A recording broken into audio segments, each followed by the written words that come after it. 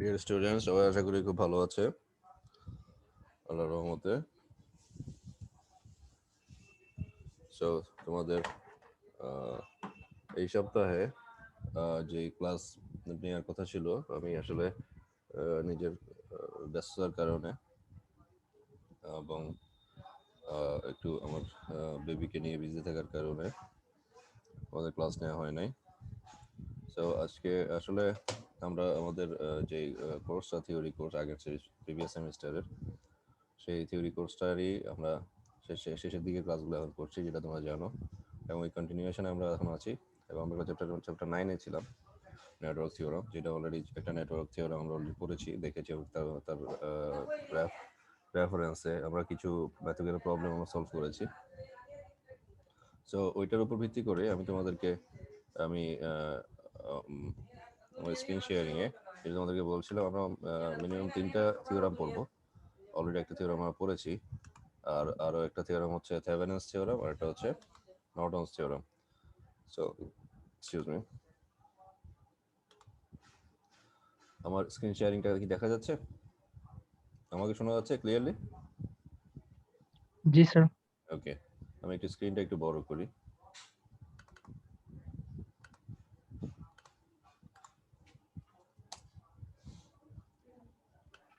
Sir একটা question ছিল। হ্যাঁ, বলো। স্যার ওই আগের ক্লাসের রেকর্ডিং গুলো হুম হুম ওগুলো পেলে ভালো হতো আমি আমি স্যার। আমি অর্ণবের একটা মেসেজ পাইছি। আমি ওই আগের মানে হচ্ছে তোমাদের 23-11 পর্যন্ত, যেটা আমি দেখলাম আমার গুগল ড্রাইভের, কারণ আমি যখন অনেকগুলো ফাইল একসাথে রাখছিলাম, আমার গুগল ড্রাইভের একটা জায়গা স্বল্পতা দেখা যাচ্ছিল। ফলে এই আমার আমার আমার যেটা ধারণা ছিল যে তোমাদের আগের ফাইলগুলো তোমরা তো নিশ্চয়ই ডাউনলোড করেছো, সবাই কালেক্ট করেছো, কারণ আমি আমার আগের ফাইলগুলো ডিলিট করে দিছি, যেটা আমি পরে চেক করে দেখলাম 23-11 আগে, কিন্তু 23-11 পর্যন্ত আছে, 23-11 ফাইলটাও আছে। ক্লিয়ার? এবং 23-11 আগের যে ফাইলগুলা, ওই ফাইলগুলো আমি তোমাদেরকে ইউটিউবের আনলিস্টেড ভিডিও হিসেবে দিব। যদি তোমাদেরকে যদি প্রাইভেট হিসেবে দিই তাহলে তোমরা দেখতে পাবে না, আনলিস্টেড হিসেবে দিব। মানে ওই যেভাবে গুগল ড্রাইভের মানে রেস্ট্রিকশন লেস করে যেভাবে দেওয়া হয়, মানে রেস্ট্রিকশন ছাড়া যেভাবে দেওয়া হয়, যেভাবে তোমরা দেখতে পাও, সেম ওয়েতে এখানেও ইউটিউবের ভিডিওগুলো তোমরা দেখতে পাবা।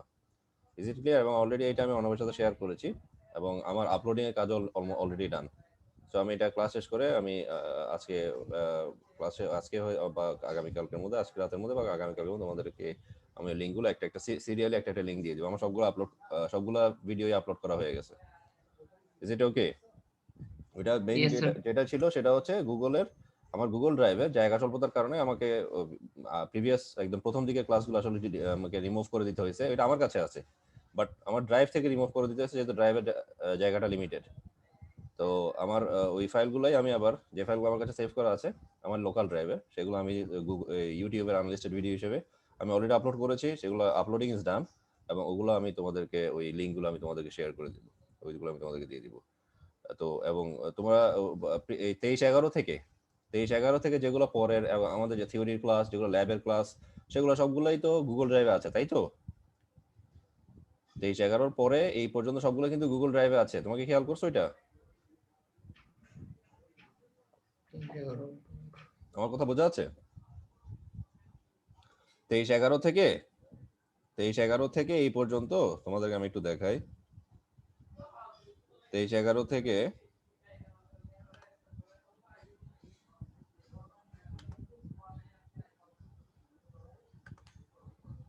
আমাদের এখানে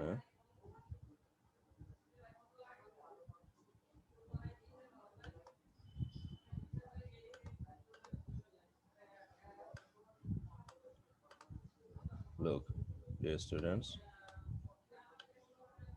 এই দেখো তোমাদের এই যে ফাইল খেয়াল করো, 23-11 থেকে নিয়ে লাস্ট পর্যন্ত, এই যে তোমাদের অনেকে চেহারা তোমাকে খেয়াল করছো, এই যে বি ল্যাব, 23-11 থেকে নিয়ে লাস্ট পর্যন্ত অনেকগুলো ফাইল, অনেকগুলো না, সবগুলো ফাইলই তোমাদের এখানে আছে, সবগুলো ফাইলই এখানে আছে 23-11 থেকে নিয়ে যতগুলো ল্যাব এবং থিওরি ফাইল আছে। ক্লিয়ার? সো তোমাদের কাজ হচ্ছে এই ফাইলগুলো এখান থেকে অবশ্যই ডাউনলোড করে ফেলা।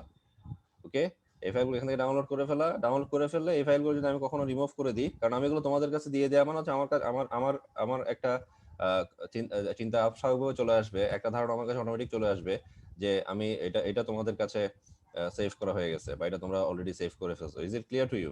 আমি কথাটা বোঝাতে পারছি বা তোমরা এটা ডাউনলোড করে ফেলছো? জি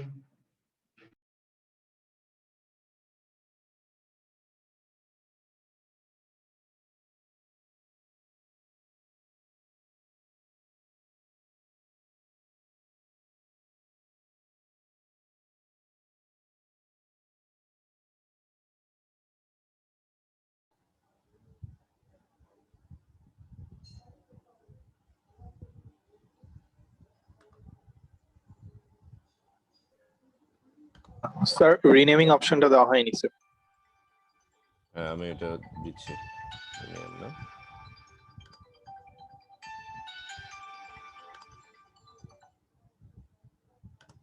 হ্যাঁ এখন তোমরা রিনেম করতে পারবে। আমি এটা দিয়ে দিয়েছি, এখন রিনেম করতে পারবে। সো ওই অংশটা, ওই জায়গাটা তোমরা ওভাবে, যেটা 23/11 থেকে 23/11 পরবর্তীতে যে ক্লাসগুলো এবং থিওরি ল্যাব ক্লাস যতগুলোই আছে, থিওরি হলে থিওরি, ল্যাব হলে ল্যাব, সবগুলোই তোমরা ডাউনলোড করে ফেলবা। কোনো কারণে আমি যদি কারণ আমার তো ক্লাসগুলো রানিং, ধরো এই সেমিস্টার শেষ, পরের সেমিস্টারটা আসবে, কিন্তু আমার জায়গা তো লিমিটেড। সো আমি তখন যেটা করতে হবে, আমি নতুন ফাইলগুলোকে গুগল ড্রাইভে আপলোড করার জন্য পুরোনো ফাইলগুলো হয়তো ডিলিট করা হইতে পারে।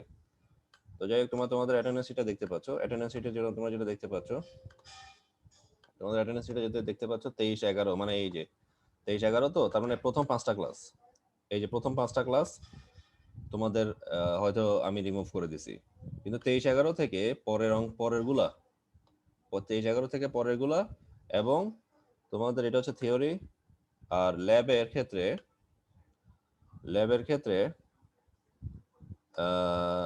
এই যে এই 4-1, 5-1, 9-1, 11-1, 14-1, 23-1, এগুলো সবগুলাই তোমার গুগল ড্রাইভে আছে।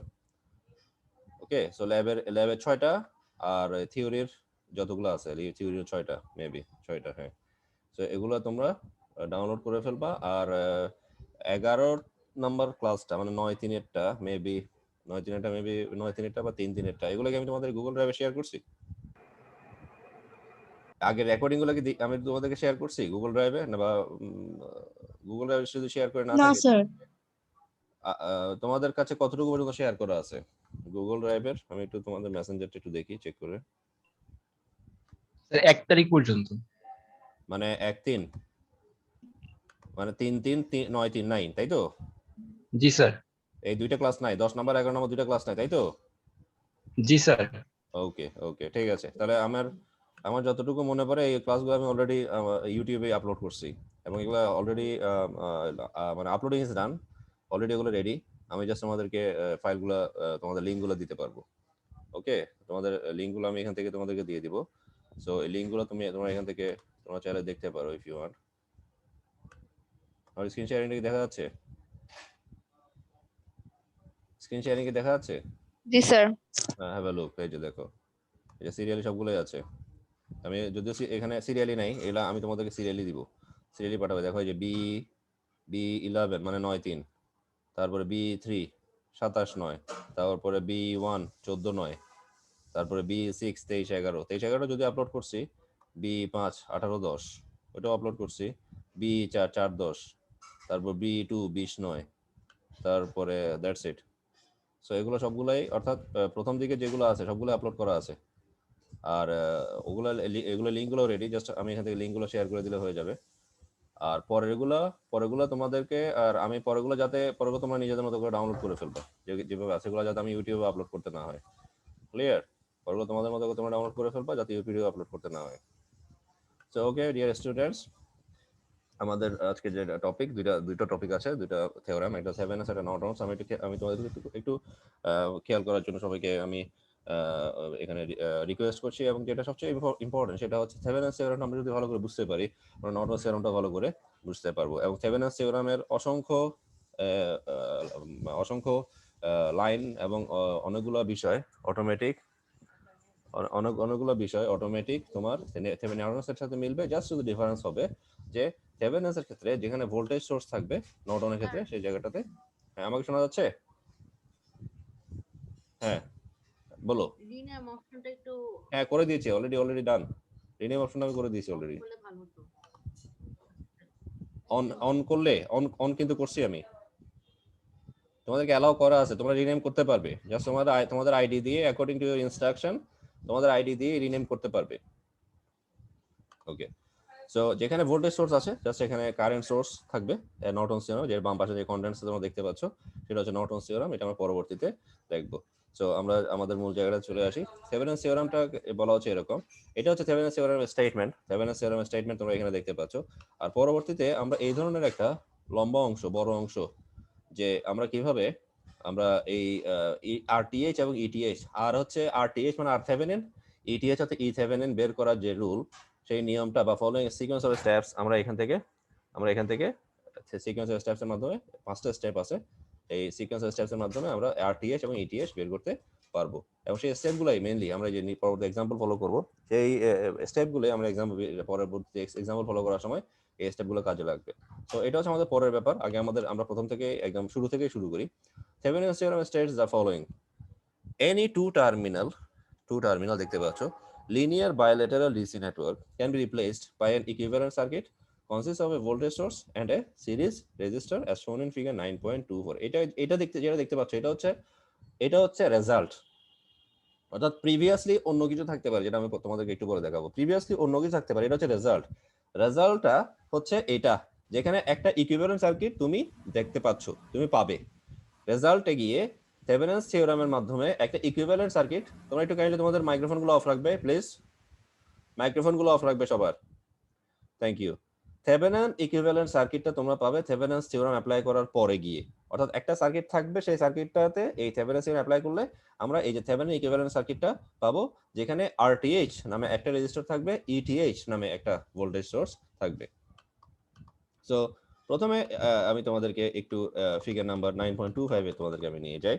তো 9.25 এ তোমরা দেখতে পাচ্ছ যে এখানে এই যে ফিগারটা, ফিগার নাম্বার এ, এটাকে থেভেনিনস থিওরাম অ্যাপ্লাই করে আমি ফিগার নাম্বার বি তে আনবো, যেখানে একটা রেজিস্টর থাকবে, একটা ভোল্টেজ সোর্স থাকবে। সো প্রথমে দেখো এখানে আমাদের যে দুইটা রেজিস্টর আছে, যেহেতু এই দুইটা রেজিস্টর সিরিজে আছে, তাহলে স্বাভাবিকভাবে দুইটা রেজিস্টরকে সিরিজে, তো সিরিজ রেজিস্ট্যান্সের সূত্র অ্যাপ্লাই করে সিরিজ ইকুইভ্যালেন্ট রেজিস্ট্যান্সে এদেরকে ইকুইভ্যালেন্ট সিরিজ কানেকশনে এদেরকে কনভার্ট করে দিই। তাহলে 4 আর 6 কে ইকুইভ্যালেন্ট সিরিজ কানেকশন হবে 10 ওহম। এটা ডান, কাজটা হয়ে গেল। একইভাবে আমাদের এখানে দুইটা ভোল্টেজ সোর্স আছে, একটা দেখতে পাচ্ছি E1 আর একটা দেখতে পাচ্ছি E2, দুইটা ভোল্টেজ সোর্স আছে। এই ধরনের কিছু ম্যাথমেটিক্যাল প্রবলেম আমরা সলভ করব এবং আমাদের সার্কিট সিম্পলিফিকেশন বলে এটাকে, সার্কিট সিম্পলিফিকেশনের মাধ্যমে কিছু প্রবলেম আমরা দেখব। এবং সেই প্রবলেমগুলো মেইনলি আমরা দেখবো হচ্ছে আমাদের ল্যাবের যে ক্লাসগুলো, যে রিমেইনিং বা ল্যাবের যে কিছু ক্লাস আমি লিখবো বলছি, ওখানে এই সার্কিট সিম্পলিফিকেশনগুলো বা সার্কিট ইমপ্লিমেন্টেশনগুলো দেখবো এবং কিভাবে আমরা এই কাজগুলো করবো সেখানে আমরা এটা আরো ভালো করে দেবো। যদিও তোমাদেরকে আমি এখানে জাস্ট বেসিক, যেহেতু থেভেনিনস থিওরামের বেসিকের মধ্যে এই জিনিসটা আছে, তো স্বাভাবিকভাবে এই জিনিসটা অটোমেটিক এই কনসেপ্টটা এখানে চলে আসবে। তাহলে প্রথমে দেখো E1 একটা ভোল্টেজ সোর্স যার ভ্যালু হচ্ছে 12 ভোল্ট, E2 আরেকটা ভোল্টেজ সোর্স যার ভ্যালু হচ্ছে 4 ভোল্ট। খেয়াল করো E1 এবং E2 দুইটার কি ডাইরেকশন সেম? দুইটা ডাইরেকশন কিন্তু সেম না। যেমন E1 এর ক্ষেত্রে কারেন্টের যে ডিরেকশন, এটা পজিটিভ, এটা নেগেটিভ টার্মিনাল। E1 এর ক্ষেত্রে এটা পজিটিভ টার্মিনাল, এটা নেগেটিভ টার্মিনাল। E1 এর ক্ষেত্রে কারেন্ট ডাইরেকশনটা হবে এই দিকে, এভাবে এই মুখী কারেন্ট ডাইরেকশনটা, অর্থাৎ ক্লকওয়াইজ। ওকে, আর E2 এর ক্ষেত্রে কারেন্ট ডাইরেকশনটা হবে, দেখো কারেন্ট এটা হচ্ছে পজিটিভ টার্মিনাল, এটা হচ্ছে নেগেটিভ টার্মিনাল।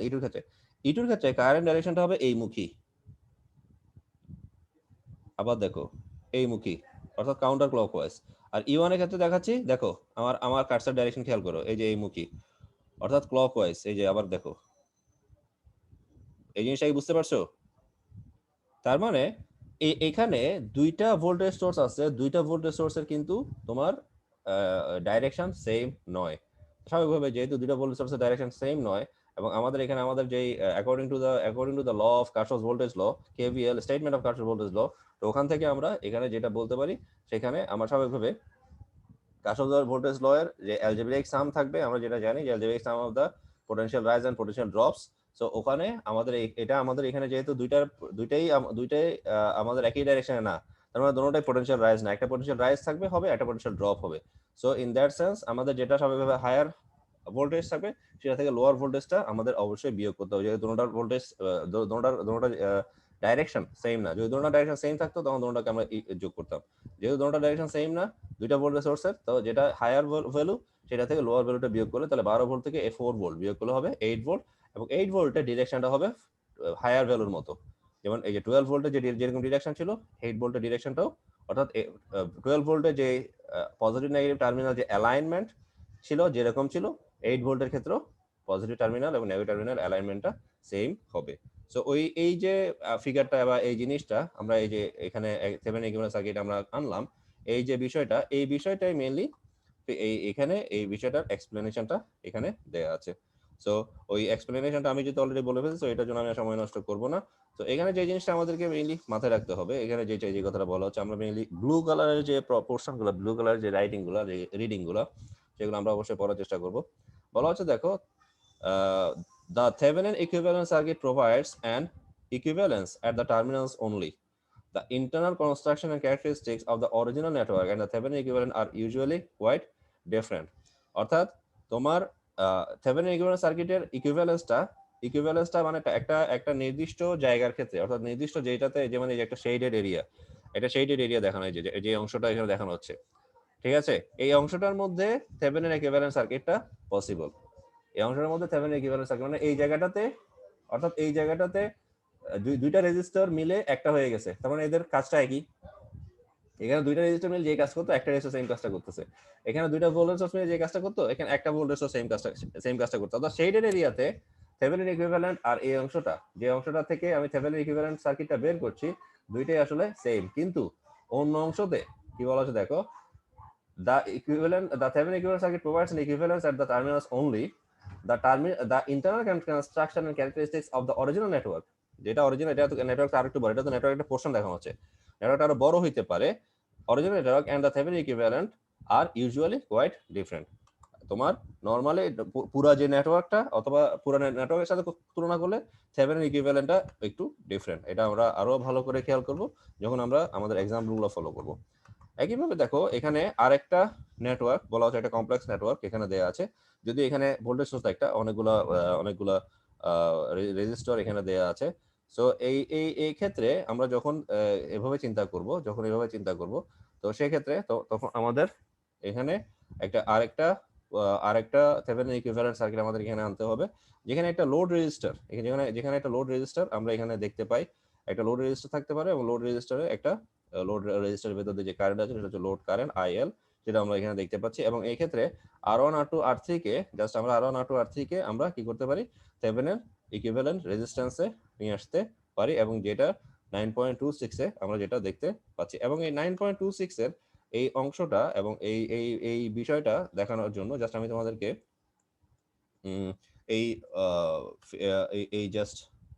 এই রিডিংটা তোমাদেরকে আমি একটু বলছি, খেয়াল করো। বলা হচ্ছে দেখো, in figure 9.26 the entire network except RL, মানে RL ছাড়া বাকিটা, is to be replaced by a single series resistor and a battery as shown in figure 9.24. 9.24 এ যেরকম তোমরা দেখতে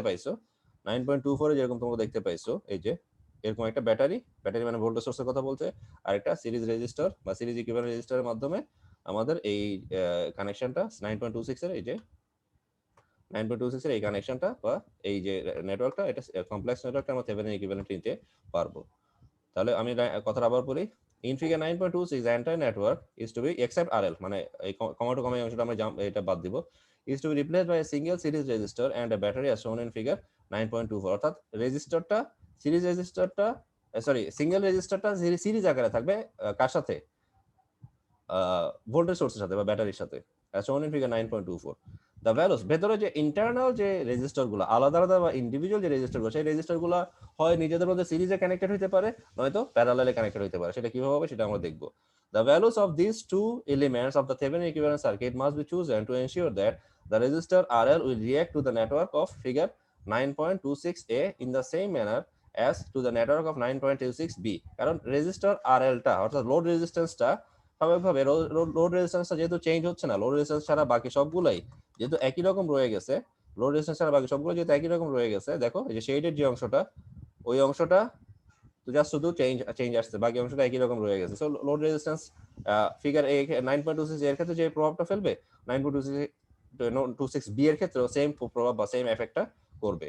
সো সেটা এখানে বলা হচ্ছে যে 9.26 এর ক্ষেত্রে লোড রেজিস্ট্যান্স যেটা যে রিঅ্যাকশনটা করবে 9.26 বি এর ক্ষেত্রে সেম রিঅ্যাকশনটা করবে। In other words the current through or voltage across RL must be the same for either network for any value of RL, মানে যে কোনো ভ্যালুর ক্ষেত্রে বা নেটওয়ার্কে দুইটা নেটওয়ার্কের ক্ষেত্রে 9.26 অথবা বি এর ক্ষেত্রে কারেন্টের ভ্যালু মানে আইএল অথবা ভিএল, অর্থাৎ আরএল এর ভেতর দিয়ে যে কারেন্টটা যাবে সেটা হচ্ছে আইএল, আর এর যে দুই প্রান্তের বিভব পার্থক্য হবে পটেনশিয়াল ডিফারেন্স সেটা হবে পিএল। যেটা তোমাদের লাস্ট ক্লাসে বলছিলাম, এটা হচ্ছে একটা ল্যাঙ্গুয়েজের প্যাটার্ন। ল্যাঙ্গুয়েজটা এরকম যে যখনই কোনো একটা সার্কিট এলিমেন্টের ভেতর দিয়ে কারেন্ট যায় তখন সেটাকে বলা হয় current through that element, current through RL, current through R one, current through R two, এভাবে, বা voltage across R one, voltage across R two বা ভোল্টেজ অ্যাক্রস আরএল, এভাবে বলা হয়। সো এই কাজগুলা মেইনলি দেখানোর জন্য, ওভারঅল এই কাজগুলো দেখানোর জন্যই আমাদেরকে সিকোয়েন্সিয়াল স্টেপ বাই স্টেপ প্রসিডিউরের মাধ্যমে আমরা কিভাবে আরটিএইচ এবং ইটিএইচ বের করতে পারবো, বা ফর্মাল একটা একটা সিকোয়েন্সিয়াল স্টেপস কিভাবে আমরা আরটিএইচ এবং ইটিএইচ বের করব, সেই অংশটা আমরা এখন এখানে দেখব। তাহলে প্রথমে আসো, ধরো আমাদের কাছে একটা সার্কিট আমাদেরকে বা নেটওয়ার্ক আমাদের কাছে দেওয়া আছে। প্রথমে আমাদের দুইটা প্রিলিমিনারি কাজ আছে, এরপরে একটা কাজ হচ্ছে আরটিএইচ বের করে, এরপরে আরেকটা কাজ হচ্ছে ইটিএইচ বের করে, এরপরে আমরা কনক্লুশন দিয়ে শেষ করে দিব। প্রথমে প্রিলিমিনারি কাজ কি? Remove that portion of the network across which the Thevenin equivalent circuit is to be found. অর্থাৎ যে পোরশনটাতে থেভেনিন ইকুইভ্যালেন্ট সার্কিটটা আমরা যে পোরশনকে থেভেনিন ইকুইভ্যালেন্ট সার্কিটে নেওয়া হবে বা যে পোরশন থেভেনিন ইকুইভ্যালেন্ট সার্কিটটা পাওয়া যাবে সেটা আমরা প্রথমে বাদ দিব। In figure 9.26a, 9.26a reference দিচ্ছে, this requires that the load resistor RL is temporarily removed from this network. তো স্বাভাবিকভাবে 9.26a থেকে আমরা প্রথমে এই অংশটাকে এ বি এর যে টার্মিনালের সাথে লাগানো যে RL, এই টার্মিনালের সাথে লাগানো যে RL অংশটা, সেই অংশটা প্রথমে বাদ দিব। এরপর বলা হচ্ছে mark the terminals of the remaining two terminal network, অর্থাৎ বাকি যে অংশটা থাকবে, বাকি যে টু টার্মিনাল নেটওয়ার্ক থাকবে, এই টার্মিনালটা আমি দুইটা এই যে টু টার্মিনাল নেটওয়ার্ক হিসেবে থাকবে। আমার যেটা আমার থেকে থেভেনিন ইকুইভ্যালেন্ট সার্কিট ছিল, থেভেনিন ইকুইভ্যালেন্ট সার্কিট হচ্ছে any two terminal bilateral DC network. এই যে সার্কিটের যে থেভেনিন থিওরামে যে স্টেটমেন্ট প্রথমে লেখা আছে, এটি two terminal linear bilateral DC network. তো এই যে বাইলেটারাল টু টার্মিনাল নেটওয়ার্ক, এই দুইটা টার্মিনালকে আমরা কি করব? দুইটা টার্মিনালকে মার্ক করব।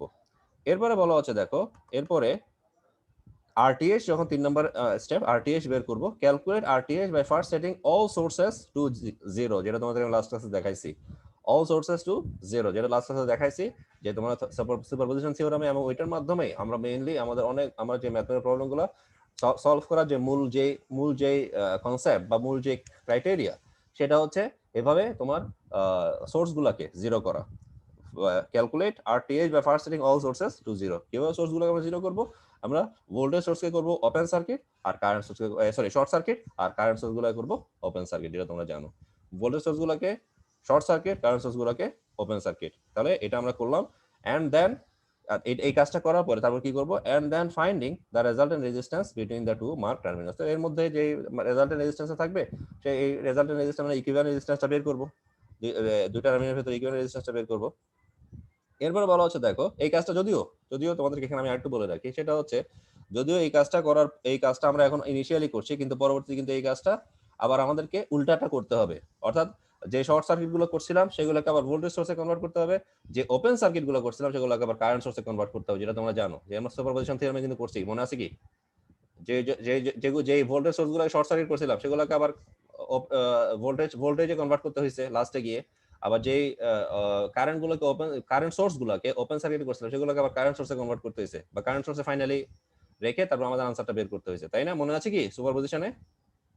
জি স্যার। আমি কি ক্লাস হিসেবে দেরি হয়ে গেছে?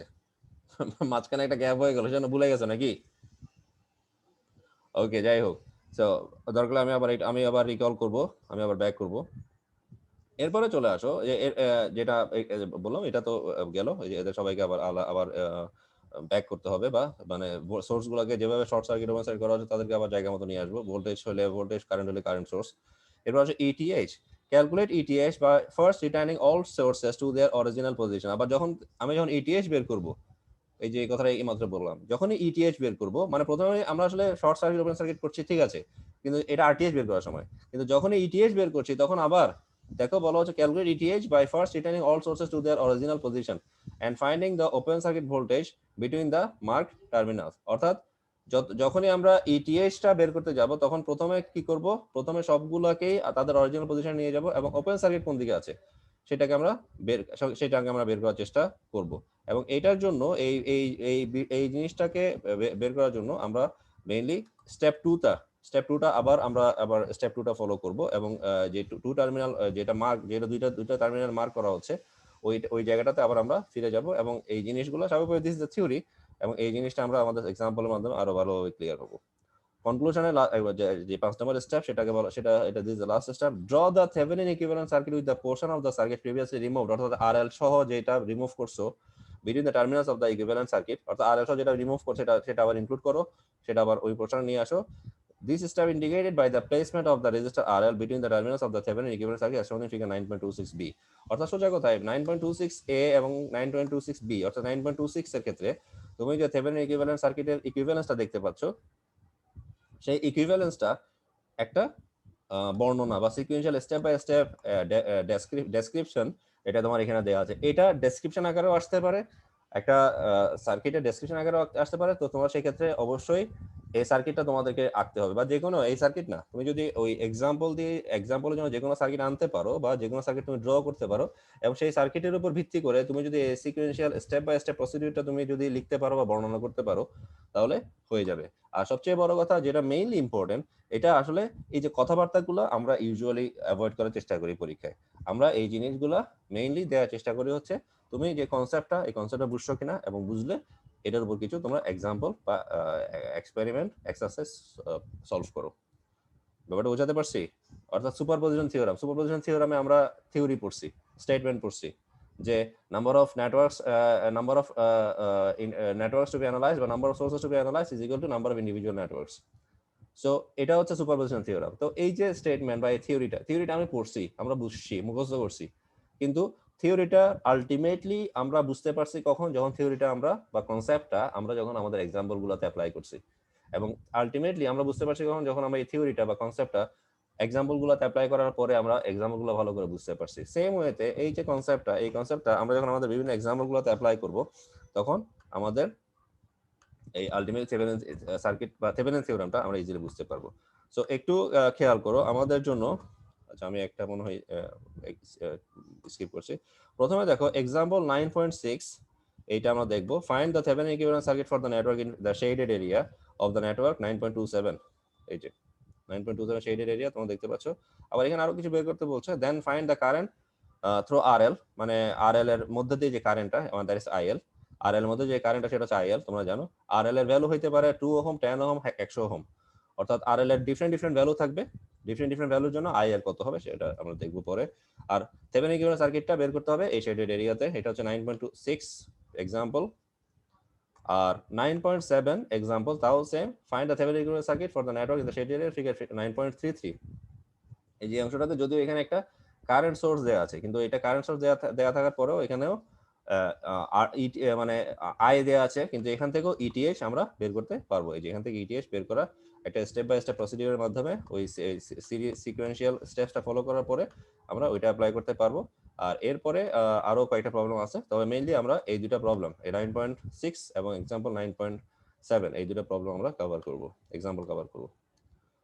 সো মাই ডিয়ার স্টুডেন্টস, প্রথমে খেয়াল করো আমরা ফিগার নাম্বার 9.27 এ আছি। 9.27 এর দিকে আমরা যদি যাই, যে আমাদের দুইটা মার্ক টার্মিনাল, আমরা আগে টার্মিনাল মার্ক করব, তার আগে আমরা এই পোরশনটাকে, যে পোরশনটা আমাদের দরকার নাই, অর্থাৎ আরএল এর পোরশন বাদ দিব, এবং দুইটা টার্মিনাল থাকবে, এই যে এ এবং বি, দুইটা টার্মিনাল। এবং বলা হচ্ছে দেখো প্রথম ফার্স্ট স্টেপ দেখো, identifying the terminals of particular importance when applying Thevenin's theorem. Identify মানে মার্ক করছি আমি, যে সেকেন্ড যে স্টেপটা, খেয়াল করো স্টেপ বাই স্টেপ আমরা যাব এবং তোমাদের জন্য এই জিনিসটা অনেক বেশি ইজি হয়ে যাবে। সেকেন্ড স্টেপটা আমরা অ্যাপ্লাই করলাম, ফার্স্ট স্টেপটা আগে অ্যাপ্লাই করছি, আরএলটা বাদ দিছি, তারপর সেকেন্ড স্টেপটা অ্যাপ্লাই করলাম। দেখো আগেগুলো আগের মতোই আছে, শেডেড এরিয়াটা যা আছে R1 R2 E1 আগের মতোই আছে। সো আমরা খেয়াল করি খুব মনোযোগ দিয়ে, জাস্ট একটু মনোযোগ দিলে হবে। আর এখানে যে লম্বা যে কথাবার্তা, যা কিছু, যে অনেক কিছু দেখতে পাচ্ছ এখানে, এই দেখছো বিশাল কথাবার্তা আছে, এগুলা কিন্তু এগুলা জাস্ট এমনি তোমাদের বলার জন্য কথাবার্তাগুলো বলছে, এগুলো কিন্তু সবগুলো লাগবে না। আমরা জাস্ট স্টেপগুলো ফলো করবো, এবং স্টেপগুলোতে সবগুলো কথাবার্তা যে লাগবে তা না। তুমি কি বুঝছো সেই কথাটা তুমি লিখো। তুমি হুবহু এগুলো লিখতে হবে, মুখস্থ করার কিছু নাই, আর তোমার এই প্রবলেমটা আসবে বলেও কথা নাই। তাহলে খেয়াল করে স্টেপস 1 এন্ড আমরা সলিউশনে আছি। Steps 1 and 2 produce the network of figure 9.2 এ তোমরা দেখতে পাচ্ছ, note that the load register RL has been removed and two holding terminal মানে two mark terminals have been defined as A and B। এবার step number 3 তে আসো। Step number 3 কি বলছে? যতগুলো সার্কিট, যতগুলো সোর্স আছে তাদেরকে জিরো করা, অর্থাৎ ভোল্টেজ সোর্স থাকলে সেটাকে শর্ট আর কারেন্ট সোর্স থাকলে সেটাকে open. Replacing step number 3, replacing the voltage source that is E1 with short circuit equivalent yields এটা থেকে যেটা পাওয়া যায় the network of figure 9.29a where 9.29a পাচ্ছি আমরা 9.29a, এই যে 9.29a দেখতে পাচ্ছ।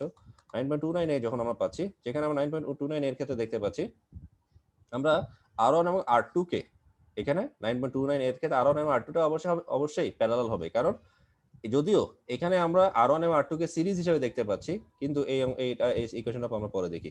আমরা 9.29 তে চলে আসি। খেয়াল করো, যখনই আমার এই অংশটাকে, অর্থাৎ যেখানে E1 ছিল, আবার দেখি E1, এই অংশটা E1 শর্ট করে ফেলছি।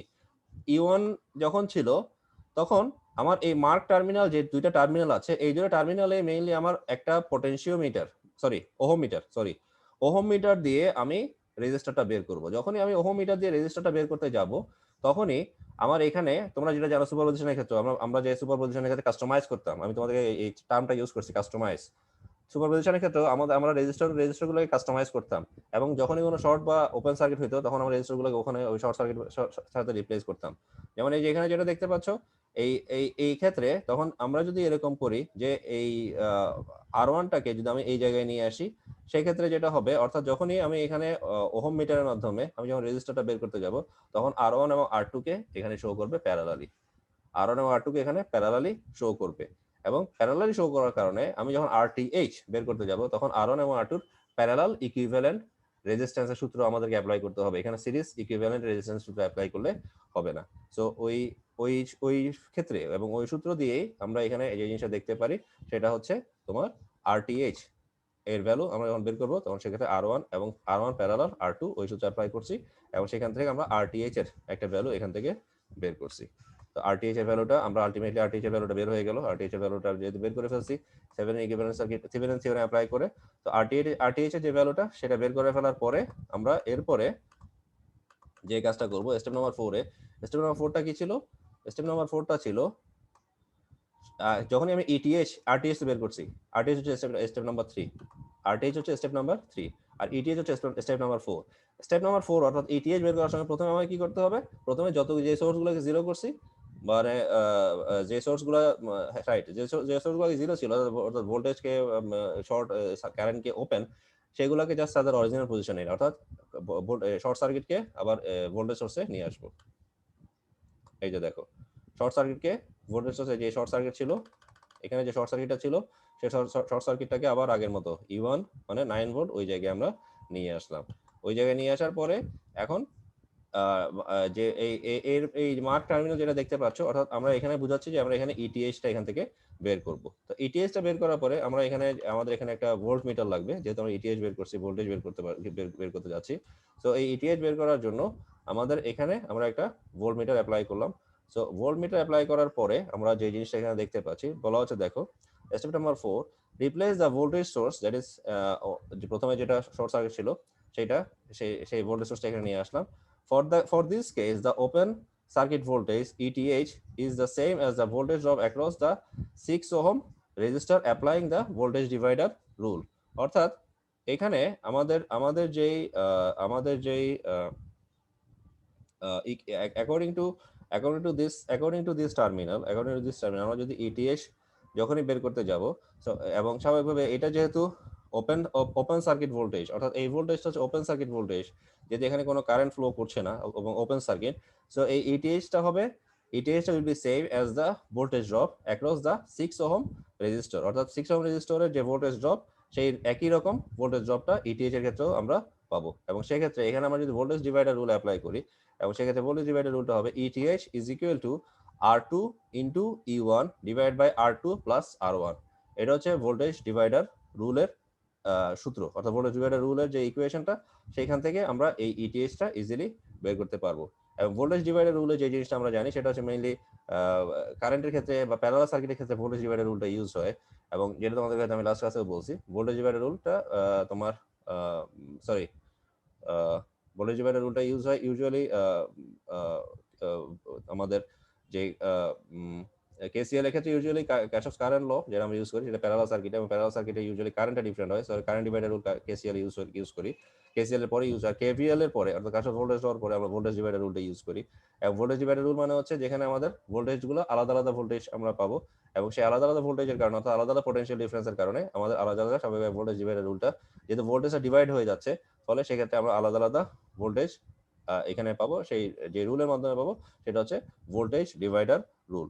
ফলে এখানে যে ভোল্টেজটা আমরা পাচ্ছি স্বাভাবিকভাবে এই যে টার্মিনাল, এই টার্মিনাল এবং এই টার্মিনাল যেহেতু প্যারালালই আছে, সো এর মধ্যে প্যারালাল থাকার কারণে এদের মধ্যে ভোল্টেজটা এই 6 ওহম রেজিস্টারে যে ভোল্টেজ ড্রপ মানে পোটেনশিয়াল ডিফারেন্স হবে, তবে ইটিএইচ এরও পোটেনশিয়াল ডিফারেন্সটা আলটিমেটলি আমরা সেম পাবো, এবং সেই ক্ষেত্রে আমরা ভোল্টেজ ডিভাইডার রুল এখানে অ্যাপ্লাই করব। সেই ভোল্টেজ ডিভাইডার রুল অ্যাপ্লাই করার পরে গিয়ে আমরা ইটিএইচ এর ভ্যালুটা এখান থেকে বের করলাম, এবং ইটিএইচ এর ভ্যালুটা হচ্ছে বের করার জন্য যে সূত্রটা লাগবে সেটা হচ্ছে এখানে R2 লাগবে, যেহেতু R2 এর সাথে এখানে এটা সেম হচ্ছে R2 ইনটু E1, আমাদের যে টোটাল যে ভোল্টেজ সোর্স সেটা ডিভাইড বাই আমার টোটাল রেজিস্টরের যোগফল, যতগুলো রেজিস্টর আছে তাদের যোগফল, এটা হচ্ছে মেইনলি ভোল্টেজ ডিভাইডার রুল। তোমাদেরকে এখানে ভোল্টেজ ডিভাইডার রুলটা একটু দেখাবো, আমার মনে হয় তোমরা অনেকেই ভুলে গেছো।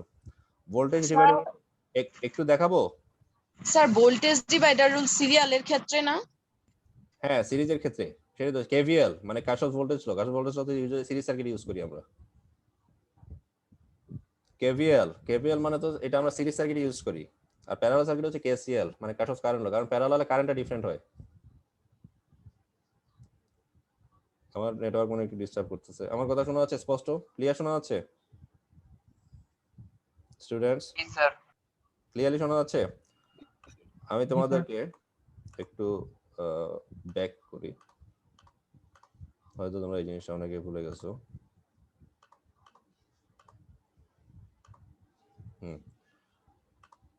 দেখো আমরা এখন চ্যাপ্টার নাম্বার 5 এ আছি, এটা হচ্ছে সিরিজ সার্কিট। আমরা একটু আগে যে কেভিএল আমরা দেখে আসছো তোমরা, এই যে কেভিএল, এই যে voltage source in series, then KVL Kirchhoff's voltage law, then হচ্ছে voltage divider rule. Look, voltage divider rule এবং ভোল্টেজের ক্ষেত্রে যেটা হয় যে আমরা ইউজুয়ালি জানি প্যারালালের ক্ষেত্রে ভোল্টেজটা যেহেতু সেম থাকে, প্যারালাল সার্কিটে প্যারালাল যে এলিমেন্টগুলো তাদের ক্ষেত্রে ভোল্টেজটা সেম থাকে, আর সিরিজের ক্ষেত্রে ভোল্টেজগুলো ডিফারেন্ট হয়। যেমন R1 এর জন্য একটা পটেনশিয়াল ডিফারেন্স, R2 এর জন্য একটা পটেনশিয়াল ডিফারেন্স, R3 এর জন্য একটা পটেনশিয়াল ডিফারেন্স। সো এভাবে আমরা ভোল্টেজ ডিভাইডার রুলটা আমরা এভাবে এখান থেকে বের করতে পারি। যেমন এই যে একটা আমাদের যে মেইনলি যে ইকুয়েশনটা according to Ohm's law, so এখানে যে ইকুয়েশন আমরা পাচ্ছি, যেমন এখানে বলা হচ্ছে দেখো I is equal to প্রথম এটা সবগুলো ইকুয়েশনে অ্যাপ্লাই হবে, তাও এটা এভাবে বলা হচ্ছে যে I is equal to E by RT। তো এখানে I এর মান, E এর মান এবং RT এর মান অ্যাপ্লাই করার পরে আমরা I এর মানটা এখান থেকে পাচ্ছি, এবং V1 V2 V3 এদের মানও এখান থেকে আমরা আলাদা করে, যেহেতু V1 V2 V3 মান আলাদা করে দেওয়া আছে, V1 V3 মানও আমরা এখান থেকে আলাদা করে V1 V2 V3 মানটা বের করতে পারবো। যেমন এখানে তোমার আলাদা করে রেজিস্টার গুলো দেওয়া আছে এবং এখানে ভোল্টেজ পোটেনশিয়াল ডিফারেন্স গুলো দেওয়া আছে। সো এখান থেকে আলটিমেটলি আমরা যেটা করতে পারি, বলা হচ্ছে revealing how the voltage will divide across series resistive elements, যেভাবে ভোল্টেজটা সিরিজ ইকুইভ্যালেন্ট বা সিরিজ রেজিস্টিভ এলিমেন্টের মধ্যে এটা ডিভাইড হবে। সো ইন দ্যাট সেন্স এটা এখান থেকে আরেকটু ক্লিয়ারলি এই জিনিসটা বোঝা যাবে, যদি এই ধরনের সিরিজ রেজিস্টারের ক্ষেত্রে বা সিরিজ রেজিস্ট্যান্সের ক্ষেত্রে, যেখানে আবার সিরিজ ইকুইভ্যালেন্ট রেজিস্ট্যান্সও থাকবে, আমরা কিভাবে একটা ভোল্টেজ ডিভাইডার রুল ডেভেলপ করতে পারি। সো দেখো দুইটা রেজিস্টার এখানে আছে, একটা আছে RT, একটা হচ্ছে R1, একটা আছে R2। স্বাভাবিক এখানে একটা সিরিজ রেজিস্ট্যান্স মানে RS, যেটা তোমাদের প্রথমে বলছিলাম যে এটা RT না বলে আমরা মাঝে মাঝে এটা RS ও বলতে পারি, যেটা টোটাল রেজিস্ট্যান্স বোঝায়। তাহলে RS R1 + R2 আবার I = E by RT। আবার আমাদের যে ওহমস ল এর আরেকটা সূত্র সেটা হচ্ছে V1 IR1 V2 IR2, আর এখানে I এর মান যেহেতু এটা, আলটিমেটলি আমরা V1 পাবো R1E / RT, আর V2 পাবো R2E / RT। অর্থাৎ কারেন্ট ডিভাইডার রুলের ক্ষেত্রে তোমাদের নিশ্চয়ই মনে আছে, কারেন্ট ডিভাইডার রুলের ক্ষেত্রে এখানে লেফট হ্যান্ড সাইডে সাফিক্সে যেটা থাকে, রাইট হ্যান্ড সাইডের এখানে হবে উল্টাটা। তোমাদের কি মনে আছে কারেন্ট ডিভাইডার রুলেরটা? আমি গত ক্লাসে এটা দেখাইছিলাম, মনে আছে কি স্টুডেন্টস? জি স্যার। কারেন্ট ডিভাইডার রুলে এখানে লেফট হ্যান্ড সাইডে যে সাফিক্সটা থাকবে, ধরো এখানে যদি 1 থাকে, আর এখানে রাইট হ্যান্ড সাইডে লবের এই জায়গাটা হবে 2, আর এখানে যদি 2 থাকে এখানে হবে 1, বুঝছো? কিন্তু সিরিজের ক্ষেত্রে এখানে যদি v1 থাকে এখানে হবে r1, এখানে v2 থাকলে এখানে r2, বাকিগুলো সেম। তো এবং আমাদের যে সূত্র px equal to rx e divide by rt, এটা হচ্ছে আমাদের ভোল্টেজ ডিভাইডার রুল। এবং বলা হচ্ছে দেখো, in other words voltage divider রুলকে আমরা এভাবে বলতে পারি, the voltage across a resistor in a series circuit is equal to the value of that resistor times মানে গুণ, the resistor the value of that resistor times the total impedance voltage across মানে E, অর্থাৎ E এর Rx গুণ হবে the series element divided by the total resistance of the series element। তার মানে যেটা যে ভোল্টেজটা আমি বের করব সেই ভোল্টেজটার মানটা হবে তোমার যে ইমপ্রেসড ভোল্টেজ বা যে অ্যাপ্লাইড ভোল্টেজটা বা ভোল্টেজ সোর্সটা আছে সেটার Rx গুণ, অর্থাৎ সেটার যে ভোল্টেজটা বের করব সেই ভোল্টেজটারই যদি আমি 1 নম্বর সার্কিটের ক্ষেত্রে 1 নম্বর এলিমেন্টের ক্ষেত্রে ভোল্টেজটা বের করি, তাহলে 1 নম্বর এলিমেন্টের ভ্যালুটা কত সেটা এখানে বুঝবে। 1 নম্বর এলিমেন্টের ভ্যালু গুণ অ্যাপ্লাইড ভোল্টেজ। কথাটা আমি আবার বলি, যদি বলো আমি 1 নম্বর মানে V1 বের করব, অর্থাৎ 1 নম্বর এলিমেন্টের ধরো এই যে R1 হচ্ছে 1 নম্বর এলিমেন্ট, 1 নম্বর এলিমেন্টের ভোল্টেজ মানে V1 বের করব। তাহলে 1 নম্বর এলিমেন্টের ভোল্টেজ যদি বের করতে চাই, তাহলে 1 নম্বর এলিমেন্টের ভোল্টেজটার মান হবে ইমপ্রেসড বা ইনডিউসড ভোল্টেজ মানে অ্যাপ্লাইড ভোল্টেজ ইনটু 1 নম্বর এলিমেন্টের মান, তার মানে E into Rx divide by কি হবে, যতগুলো রেজিস্টর আছে সিরিজ রেজিস্টর আছে তাদের series resistance equivalent resistance, that is RT। সেই কথাটাই বলছে জাস্ট ইংলিশের ল্যাঙ্গুয়েজে, যে ইংরেজি যে ল্যাঙ্গুয়েজের যে প্যাটার্ন সেটা যে the voltage across a resistor, যে কোনো একটা রেজিস্টর ভোল্টেজের মান যদি বের করতে চাই ইন এ সিরিজ সার্কিটে ইজ ইকুয়াল টু কি হবে, the value of that resistor, যে রেজিস্টরের আমি ভোল্টেজটা বের করতে চাচ্ছি, অর্থাৎ যে বললাম 1 নম্বর রেজিস্টর হলে 1 নম্বর, 2 নম্বর হলে 2 নম্বর, যে রেজিস্টরের ভোল্টেজটা বের করতে চাই সেই রেজিস্টরের মান মানে R1 হলে R1, R2 হলে R2, যদি এখানে V1 হয় এখানে R1, V2 হলে R2, আর ওই রেজিস্টারটা কত গুণ হবে, E গুণ হবে, মানে যে আমাদের যে গিভেন অ্যাপ্লাইড ভোল্টেজ বা ভোল্টেজ সোর্সটা E সেটার মান হবে অ্যাক্রস দা সিরিজ এলিমেন্ট, অর্থাৎ যে মানটা অর্থাৎ যে অ্যাপ্লাইড ভোল্টেজটা আছে সিরিজ এলিমেন্টে সেটার মান, that is E divided by কি হবে, টোটাল যে resistance series equivalent resistance, so total যে সিরিজ ইকুইভ্যালেন্ট রেজিস্ট্যান্সটা সেটা হবে, অর্থাৎ টোটাল রেজিস্ট্যান্স মানে হচ্ছে সিরিজ ইকুইভ্যালেন্ট রেজিস্ট্যান্স। আমাদের কিন্তু প্যারালালের ক্ষেত্রে আমরা কিন্তু টোটাল রেজিস্ট্যান্সটা বলি যদিও, কিন্তু টোটাল রেজিস্ট্যান্স এখানে টোটাল মানে বোঝায় হচ্ছে যোগফল, কিন্তু প্যারালালের ক্ষেত্রে ইউজুয়ালি তো যোগফল হয় না, যদিও প্যারালাল RT মানে আসলে পুরা সার্কিটের জন্য রেজিস্ট্যান্সটা বোঝায়, অর্থাৎ সেটা সিরিজে যেতে পারে প্যারালালও হতে পারে, কিন্তু ইউজুয়ালি টিটা মেইনলি টোটালের জন্য আসে RT মানে ইউজুয়ালি টোটাল রেজিস্টরের টা বোঝায়, অর্থাৎ যতগুলো রেজিস্টার তাদের যোগফলটা থেকে আমরা RT-টা পাই ইউজুয়ালি ওখান থেকে বের করি। তো মাই ডিয়ার স্টুডেন্টস, আশা করি তোমরা এই জিনিসটা বুঝতে পারছো। আমরা আবার আমাদের এই মূল জায়গাটাতে চলে যাই।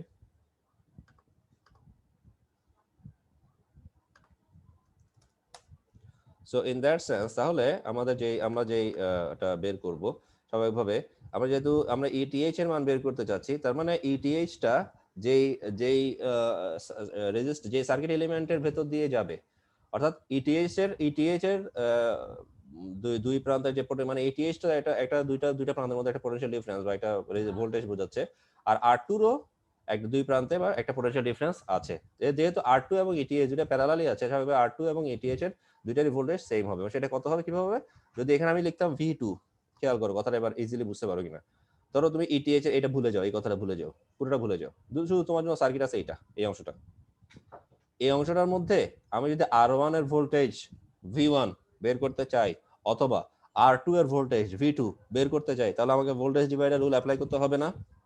সেক্ষেত্রে R1 এর জন্য যদি আমি ভোল্টেজ মানে V1 বের করতে চাই, তাহলে কি হবে, আমি কি লিখবো, R1 এর ক্ষেত্রে V1 ইকুয়াল টু হবে R1 into E divided by R2 plus R1।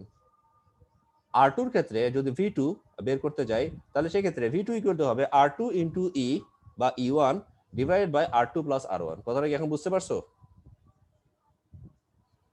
G sir. Is it clear to you? So in that sense এভাবে যেহেতু R2 এর মানটা বের করার সময় R2 এর মানটা বের করলে বের করবো কিভাবে, V2 is equal to R2 into E1 divide by R2 plus R1। এটা হচ্ছে R2 এর জন্য।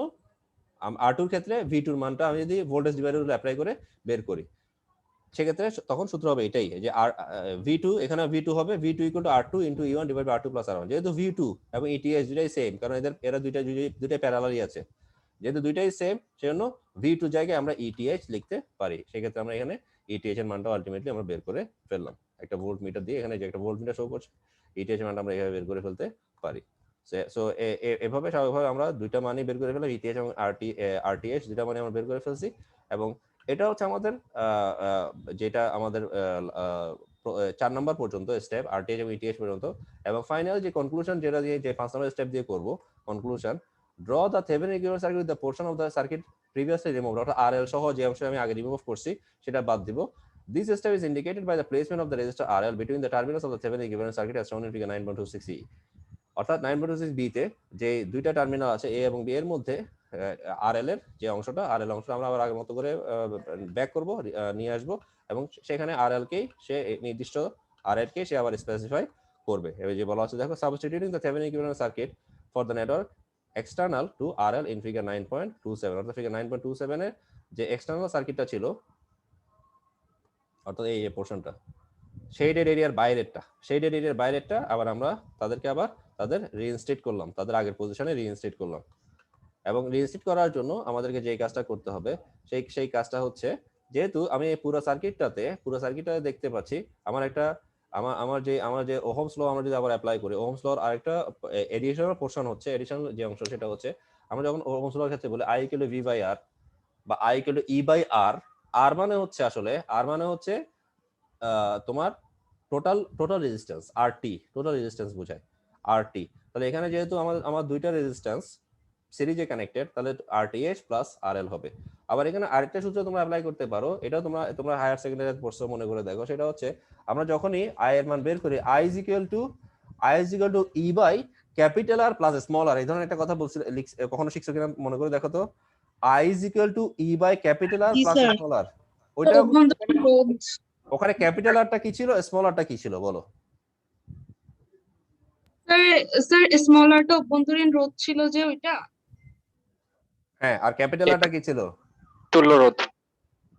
ক্যাপিটাল আরটা ছিল বাহ্যিক রোধ, ক্যাপিটাল আরটা ছিল এক্সটার্নাল রোধ, আর স্মল আরটা ছিল ইন্টারনাল রোধ, তাই তো? মানে তুমি অভ্যন্তরীণ বাংলায় অভ্যন্তরীণ আর কি এক্সটার্নাল মানে কি বলা যায়, অভ্যন্তরীণ আর বাহ্যিক, ইন্টারনাল, যাই হোক, ঠিক আছে। সো ইন দ্যাট সেন্স এখানেও সেম কাজটা তোমরা বলতে পারো যে RTH টা হচ্ছে ইন্টারনাল, RL টা হচ্ছে এক্সটার্নাল। এই যে কথাটা এখানে বলছে দেখো, for the network external to RL, অর্থাৎ RL টা স্বাভাবিকভাবেই আমাদের শেডেড এরিয়ার বাইরে, তো ওইভাবে চিন্তা করতে পারো। আবার এখানে যেটা অ্যাপ্লাই করছিলাম, এখানে যে অ্যাপ্লাই করছে যে RT, এখানে যেভাবে অ্যাপ্লাই করছি RT, অর্থাৎ এই যে ভোল্টেজ ডিভাইডার রুল বের করার সময় যেভাবে আমরা অ্যাপ্লাই করছি, ওখানেও কিন্তু তোমার এটা সিরিজ হিসেবেও এটা আসবে, সিরিজ ইকুইভ্যালেন্ট রেজিস্ট্যান্স হিসেবে এটা আসবে, যেখানে RTH প্লাস RL আমরা এখান থেকে এটা দিয়ে সিরিজ ইকুইভ্যালেন্ট রেজিস্ট্যান্স বের করতে পারি। তাহলে IL এর মান যদি বের করতে চাই, যেটা আমাদের এখানে সেকেন্ড পোরশনটা ছিল, IL এর মান যদি বের করতে চাই, সেটা হচ্ছে IL এর মান বের করব কিভাবে, যেখানে RL এর বিভিন্ন মান থাকতে পারে, তিনটা মান এখানে দেওয়া আছে, সেই তিনটা মান আমরা আলাদা আলাদা করে বসাবো, সেভাবে RL এর মানটা বের করব, যেখানে RTH এবং ETH এর মানটা ফিক্স থাকবে।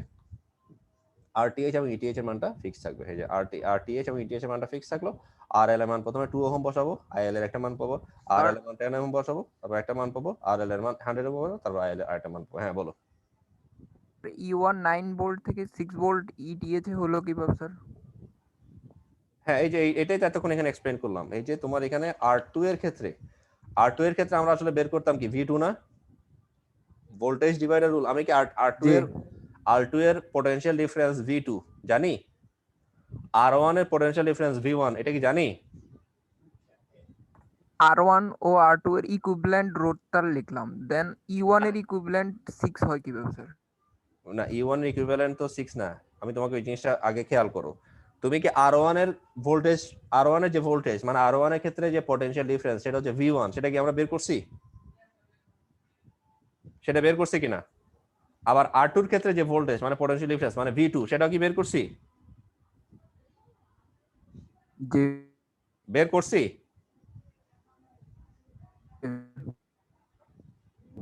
হ্যালো, শোনা যাচ্ছে?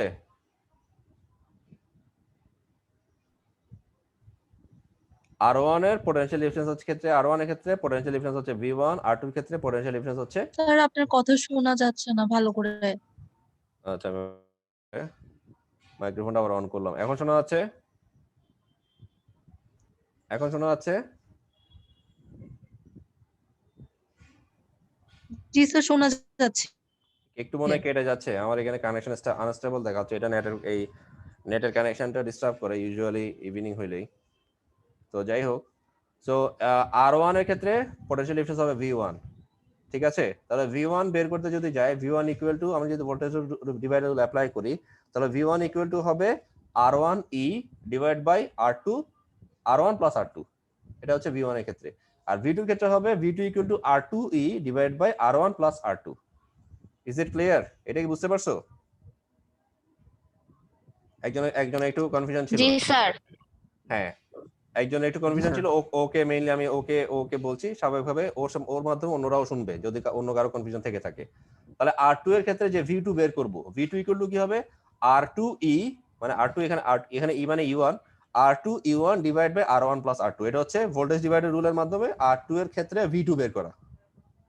যেহেতু R2 এর ক্ষেত্রে V2 এর যে মান আমরা এখন পেলাম, স্বাভাবিকভাবে R2 এর যে অ্যালাইনমেন্ট, R2 এর সাথে আমি যদি দুই টার্মিনালের ভেতরে ETH বের করতে যাই, দুই টার্মিনালের ভেতরে যদি ETH বের করতে যাই, তাহলে ETH-টা R2 এর সাথে প্যারালালি আছে না? তার মানে R2 এর যে পোটেনশিয়াল ডিফারেন্স, স্বাভাবিকভাবে ETH এর পোটেনশিয়াল ডিফারেন্স বা ভোল্টেজটা সেমই হবে। ওকে, সো এই কথাটা এখানে বলছে যে for this case the G sir, open বুঝতে জি স্যার circuit বুঝতে voltage পারছি। ETH is the same as the voltage drop across the 6 ohm resistor, মানে 6 ohm মানে R2 কথা বলা হচ্ছে। Applying the voltage divider rule, তাহলে R2 এর ক্ষেত্রে আমাদের ভোল্টেজ ডিভাইডার রুলটা কি হইতো? R2 এর ক্ষেত্রে হইতো V2 equal to R2E1 divided by R1 plus R2। এই যে R2E1 divide by R1 plus R2 is equal to হইতো V2, আর V2 মানে হচ্ছে ETH। তো ETH এর মানটা উপরে বের হয়ে গেছে 6 ভোল্ট।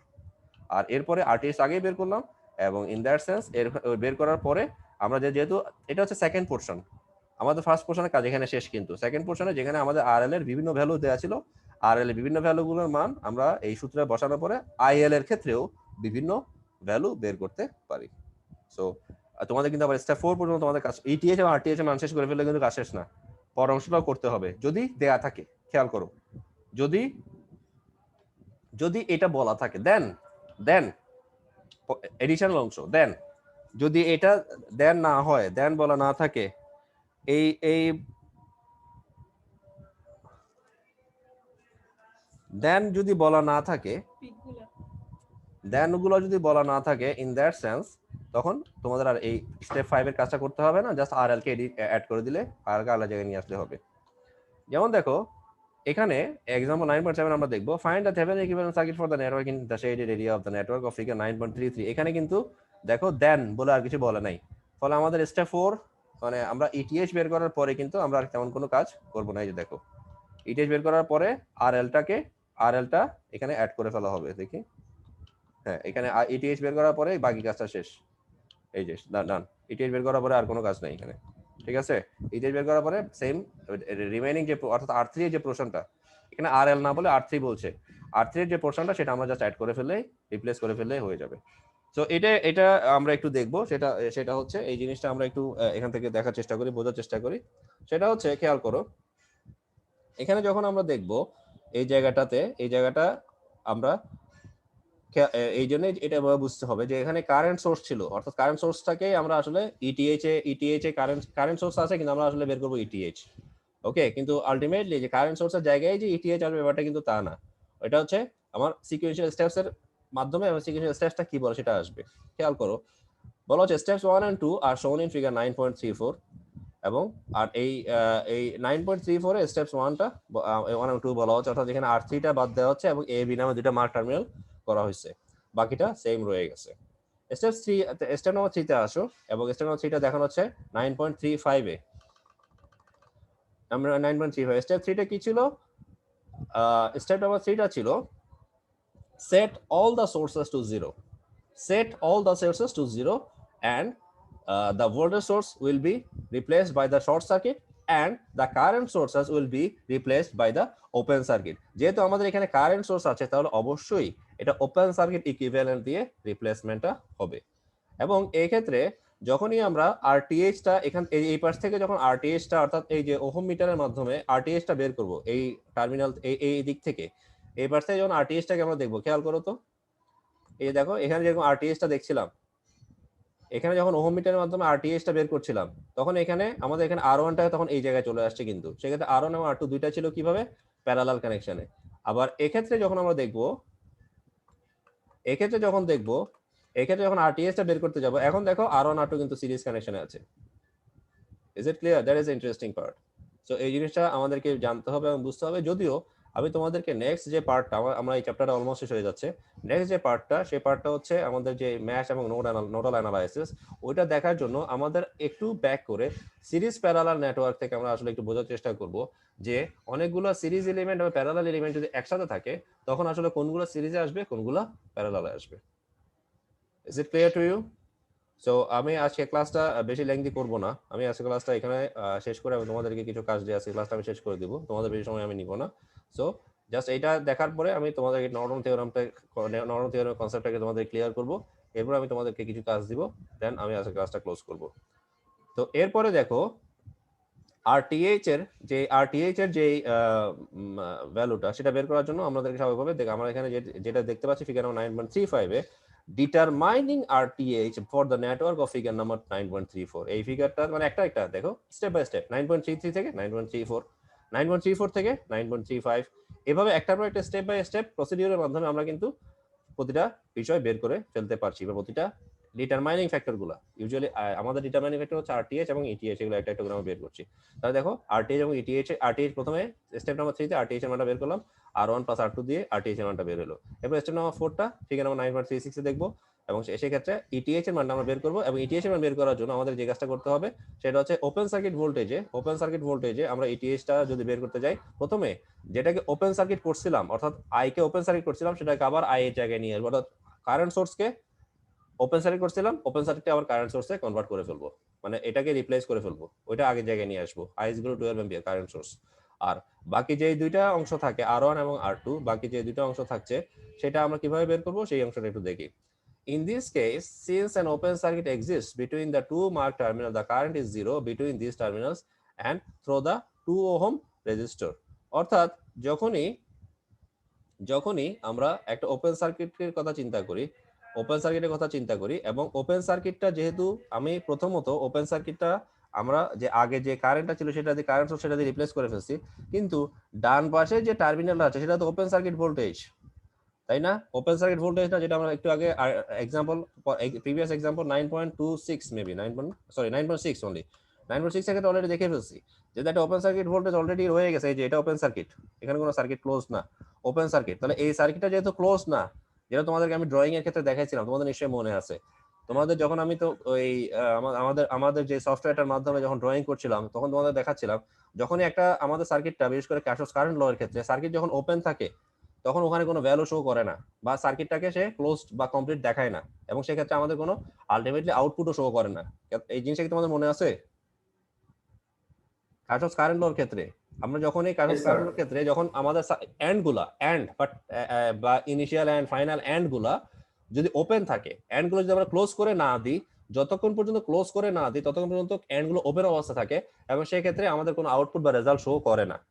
হ্যাঁ, এখানেও সেম, এখানেও যেহেতু এটা ওপেন সার্কিট টার্মিনালের সাথে আর2 মানে 2 ওহমটা আছে, সো এখানেও আলটিমেটলি এখানে কোনো কারেন্ট ফ্লো মানে করবে না, 0 অ্যাম্পিয়ার কারেন্ট ফ্লো করবে।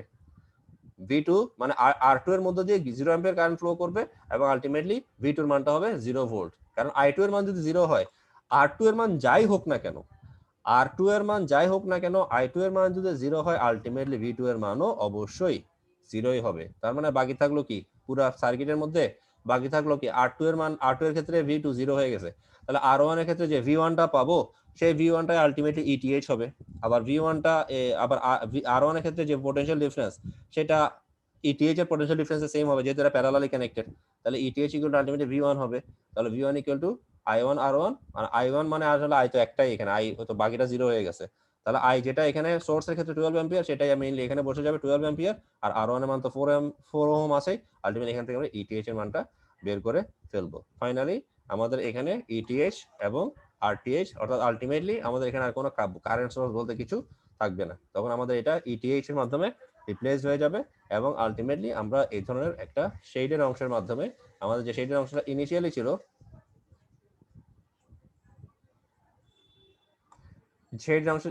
ছিল সেই অংশটাকে আমরা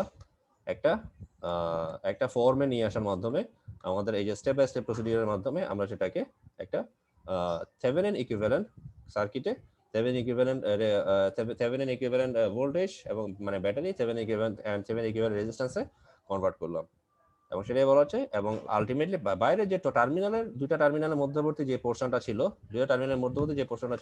সেই পোর্শনটা আমরা আবার রিপ্লেস করলাম। অর্থাৎ R3 যে ভ্যালুটা ছিল সেটা আলটিমেটলি আমাদের এখানে আসলে সার্কিটে কোনো কাজে লাগবে না, এটা হচ্ছে এডিশনাল অংশ, সেটা আমরা এখানে আবার আলটিমেটলি রিপ্লেস করে দিলাম। সো এই আমার কাছে মনে হয় এই প্রবলেমটা কম্পারেটিভলি ইজি ছিল আগের প্রবলেমের তুলনায়।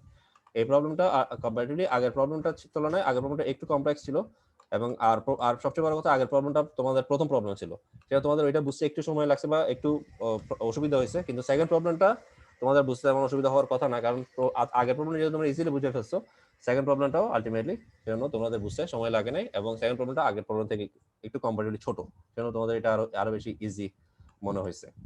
ওকে, আই থিঙ্ক তোমরা এই জিনিসটা বুঝতে পারছো।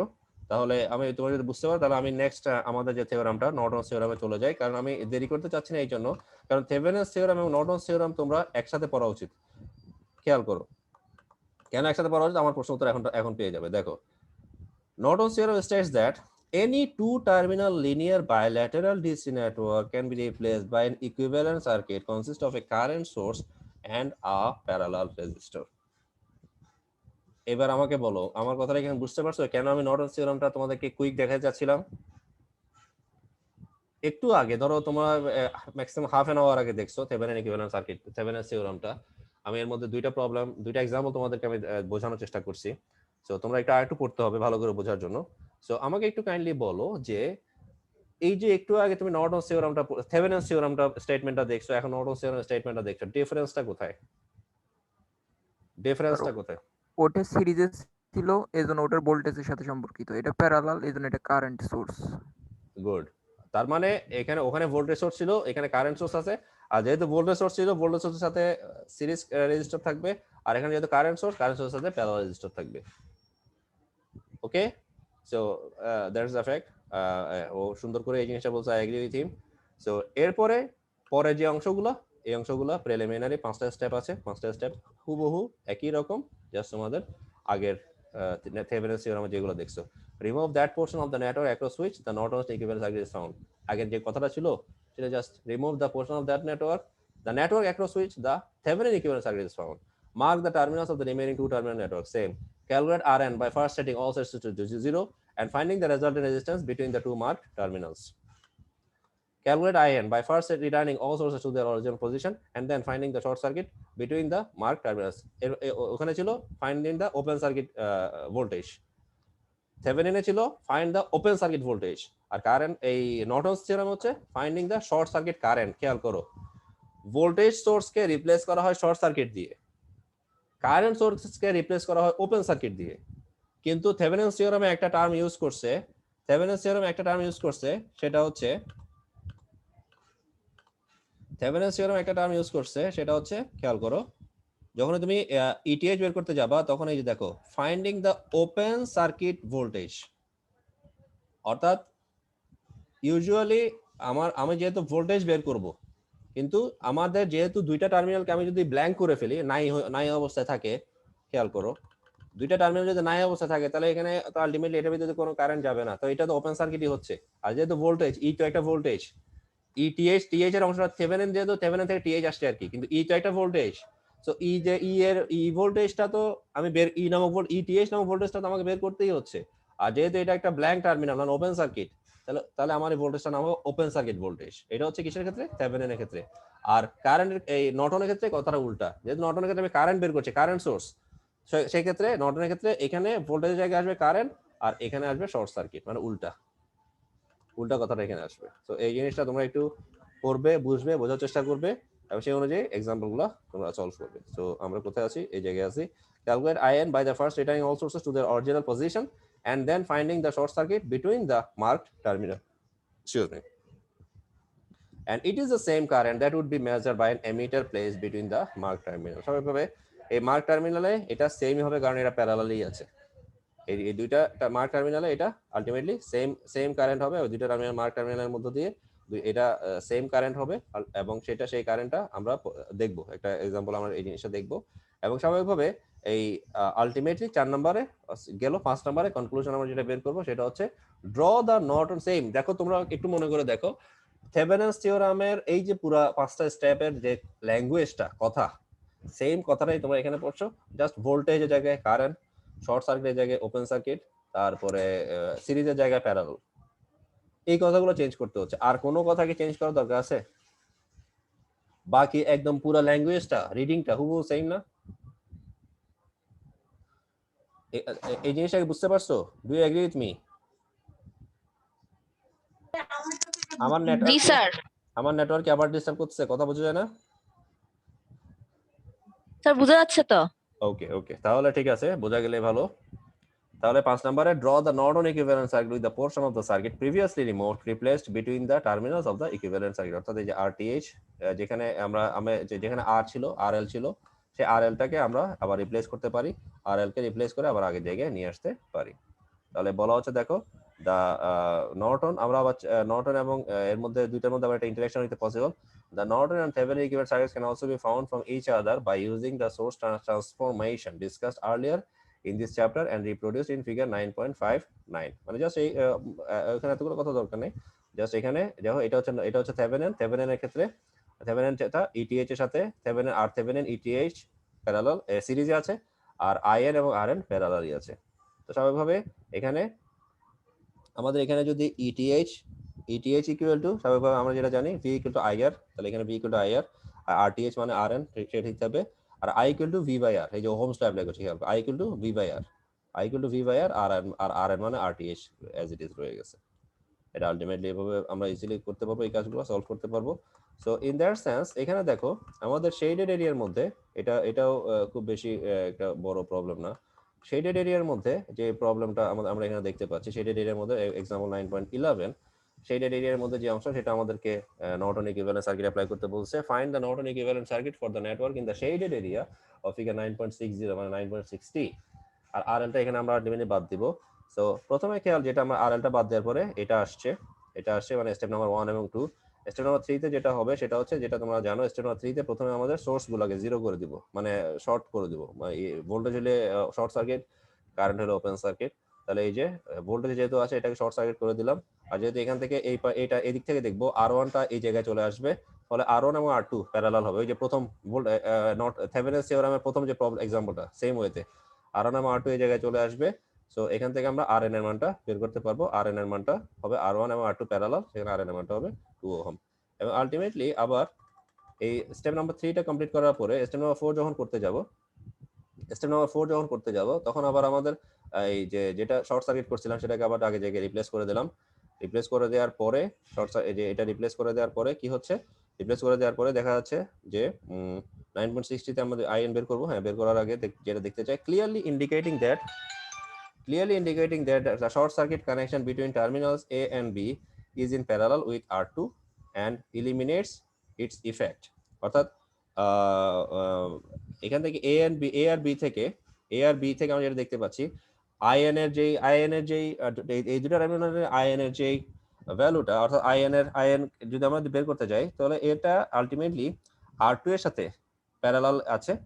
তাহলে in that sense ion is therefore the same as through R1 and the full battery voltage appears across R1 since এর মধ্যে যেটা আমরা এখান থেকে বের করতে পারছি সেটা হচ্ছে, সো আলটিমেটলি যখনই এখান থেকে আমরা বের করি, যেহেতু এটা সিরিজে কানেক্টেড, এই অংশটা সিরিজে কানেক্টেড, অর্থাৎ এই অংশটা যখন সিরিজে কানেক্টেড থাকবে, অর্থাৎ I2টা যখন এইভাবে আমরা এখানে I2টা বের করব, তখন I2টা আলটিমেটলি এই অংশটার মধ্যে দিয়ে, অর্থাৎ আমাদের কারেন্টটা খেয়াল করো কিভাবে যাবে, আমি এই জিনিসটা একটু আস্তে আস্তে বুঝাই। ই তো আমাদের ভোল্টেজ সোর্স আছেই, তাহলে এখান থেকে যখন কারেন্টটা যাবে তখন এই কারেন্টটা আইএন এর মধ্যে দিয়ে যাবে। যখন এই কারেন্টটা এই R1 হয়ে এদিক দিয়ে এই আইএন এর এই অংশের ভিতর দিয়ে যাবে, তখন এই অংশটাকে অটোমেটিক এই অংশটা শর্ট সার্কিট হয়ে যাবে এবং এই অংশটার ভেতর দিয়ে কারেন্ট ফ্লো করবে না এবং এই অংশটার আলটিমেটলি I2 টা 0 হবে। এবং যেহেতু সিরিজে কানেক্টেড, তাহলে R1 এর মধ্যে দিয়ে যে কারেন্টটা মানে I1 যেটা যাবে সেটা এবং আইএন এর মানটা আলটিমেটলি সেম হবে। ওকে, সো এটা প্যারালালি থাকার কারণে, অর্থাৎ এই অংশটা R1 এবং R2টা প্যারালালি থাকার কারণে R1 এবং R1 এবং ধরো এখানে Rn আছে এখানে একটা Rn আছে, তাহলে R1 এর জন্য R1 এবং Rn এই দুটার মানটা আলটিমেটলি সিরিজে থাকার কারণে এদের মধ্যে দিয়ে যে কারেন্টটা ফ্লো করবে সেটা আলটিমেটলি সেম হয়ে যাবে। তাহলে সেক্ষেত্রে I1 ইকুয়াল টু হওয়ার কথা E by R1, R I1 এর জায়গায় জাস্ট IN টা বলা হচ্ছে IN ইজ ইকুয়াল টু হবে E বাই R1। আর সেক্ষেত্রে আর এখানে V2 মানে R2 এর ভিতর দিয়ে যে কারেন্ট আছে সেটা যেহেতু 0, তাহলে V2 এর মানটা আলটিমেটলি হয়ে যাবে 0 ভোল্ট। জাস্ট এটার জন্য আমাদের এই এক্সপ্লেনেশনটা দেখতে হবে। যেমন এটা তোমাদের আমি আবার বলি যে ফিগার 9.63 তে যেটা দেখতে পাচ্ছি, clearly indicating that the short circuit connection between terminals A and B, এই যে A এন্ড B এর ভিতর দিয়ে শর্ট সার্কিট হবে এখন, ওই যে শর্ট সার্কিট কারেন্ট, খেয়াল করো কথাটা, যেটা থেভেনিনের ক্ষেত্রে ছিল ওপেন সার্কিট ভোল্টেজ, সেটা A আর B এর মধ্যে দিয়ে নর্টনস থিওরেমের ক্ষেত্রে হবে শর্ট সার্কিট কারেন্ট, মনে থাকবে। তাহলে এই শর্ট সার্কিট কারেন্ট মানে শর্ট সার্কিট কানেকশনের ভেতরে দুইটা টার্মিনাল A এন্ড B, এরা কি অবস্থায় আছে? প্যারালাল আছে কার সাথে? R2 এর সাথে। এরা R2 এর সাথে প্যারালাল আছে। তাহলে এরা R2 এর সাথে প্যারালাল থাকার কারণে এখানে যেহেতু কোনো ভোল্টেজ নাই, অর্থাৎ এখানে যেহেতু V0, তাহলে R2 এর ভ্যালুটাও 0 হবে। R2 এর ক্ষেত্রে পোটেনশিয়াল ডিফারেন্স 0 হবে না? কথাটা বুঝতে পারছো? ব্যাপারটা বুঝাতে পারছি আমি? তার মানে ইন দ্যাট সেন্স এই পোটেনশিয়াল ডিফারেন্সটা যদি 0 হয়, তাহলে এই পোটেনশিয়াল ডিফারেন্সটাও 0 হবে। সেক্ষেত্রে V2 এর মান যদি 0 হয়, তাহলে এখানে R2 তে একটা মান পাচ্ছি, কিন্তু I2 এর মান আলটিমেটলি 0 হবে। সো সেই জিনিসটা এখানে আলটিমেটলি সেই জিনিসটা আমরা এখানে বসাইছি। সো আর আমাদের পুরো ভোল্টেজ সোর্সটা কোথায় চলে আসবে? R1 এর ক্ষেত্রে আমি পুরো ভোল্টেজ সোর্সটা পাবো, যেহেতু V2 এর ক্ষেত্রে ভোল্টেজটা 0 পাচ্ছি। R1 এর ক্ষেত্রে পুরো ভোল্টেজটা মানে ইটা পাবো, এবং ইটা R1 এর ক্ষেত্রে মানে R1 এর ক্ষেত্রে আমাদের যে কারেন্ট সেটা হচ্ছে I1 ইকুয়াল টু হচ্ছে E বাই R1। আর আলটিমেটলি I1 মানে R1 এর ভেতর যে কারেন্টটা যাচ্ছে সেটা সমান হবে IN, কারণ R1 এবং IN এই অংশটা সিরিজে কানেক্টেড, সিরিজের মধ্যে কারেন্টটা সেম হয়। তাহলে IN equal to E by R1 is equal to 3 ampere, এবং আলটিমেটলি এখান থেকে আমরা নর্টনস ইকুইভ্যালেন্ট, এই যে আবার এটা রিপ্লেস করার মাধ্যমে IN এর মান 3 অ্যাম্পিয়ার, R এর মান 2 অ্যাম্প, নর্টনস ইকুইভ্যালেন্ট সার্কিট আমরা এখান থেকে বের করে ফেললাম। এবং চাইলে আমরা এখান থেকে আবার থেভেনিনটাও বের করতে পারি, যেহেতু নর্টনের মানটা বের করছি, তো এখান থেকে আমরা থেভেনিনের মানটাও বের করতে পারবো। অর্থাৎ RN এর মানটা আলটিমেটলি RTH মানে 2 ওহম, আর থেভেনিনের ইকুইভ্যালেন্ট থেভেনিন ভোল্টেজটা হবে IN ইনটু RN মানে ETH এর মান হবে 6 ভোল্ট। অর্থাৎ ETH এবং RTH টা সিরিজে হবে, IN এবং RN টা প্যারালালি হবে। সো আই থিংক আমার স্টুডেন্টরা এটা তোমরা বুঝতে পারছো। সো তোমাদেরকে আমি আরেকটা ছোট কাজ দিব, যে এটা হচ্ছে 9.12, এটা তোমরা বুঝতে পারবে ইজিলি। 9.12 আমি আর সামনের দিকে যাব না, এটা তোমাদের কাজ। আর তোমাদেরকে আমি কিছু এক্সাম্পল থেকে কিছু কাজ দিব, এবং তোমরা ভয় পাওয়ার কোনো কারণ বা সুযোগ নাই, তোমরা চেষ্টা করো, এবং তোমাদের হাতে সময় আছে, টেক ইউর টাইম, চেষ্টা করো, এবং এই অনুযায়ী তোমরা আমাকে তোমাদের এই প্রবলেমগুলো আমাকে শো করবা বা আমাকে দেখাবা। সো সুপারপজিশন থিওরামে আমরা একটু দেখে আসি, সুপারপজিশন থিওরামে আমরা যে প্রবলেমগুলো সলভ করছি সেগুলোর সাথে রিলেভেন্ট প্রবলেমগুলোই আমরা এখানে করব আলটিমেটলি।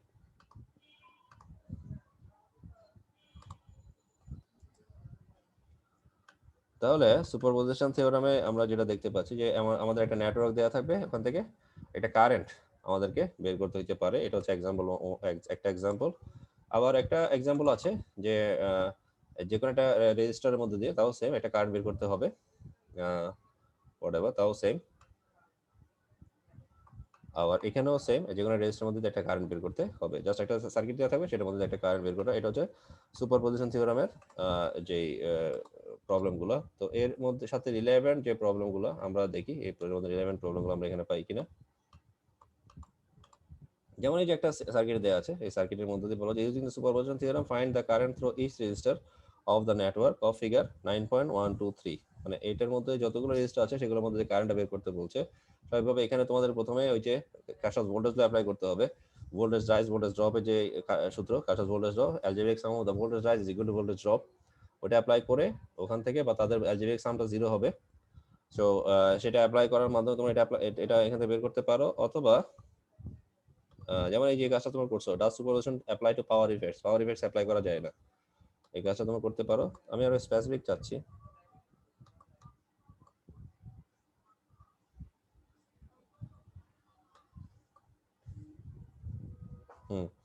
এই যে একটা স্পেসিফিক প্রবলেম পাইছি, খেয়াল করো। Using superposition find the current I through the 10 ohm register, এই ধরনের প্রবলেম তোমার করছে। এ নাম্বারটা, বি নাম্বারটা না, 9.124 এর এ, 2 এর ক্ষেত্রে 9.124 এর এ।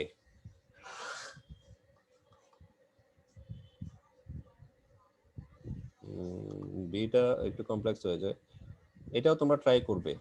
3 নাম্বারটাও সেম, একটা R1 এর ভিতর দিয়ে, R1 নম্বর রেজিস্টারের ভিতর দিয়ে যে কারেন্টটা যাচ্ছে সেটা বের করতে বলছে। তাহলে 3 এর এ, 2 এর এ, 3 এর এ, এই দুটো মার্ক করো। আমি তোমাদের চ্যাট বক্সে লিখে দিচ্ছি। আজকে তারিখ হচ্ছে, পড়াগুলো হজম করতে একটু সময় লাগবে।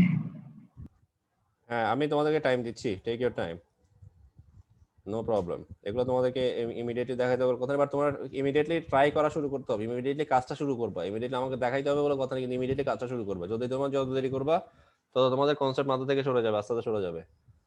আজকে হোমওয়ার্ক, আজকে তারিখ হচ্ছে 18/03/21।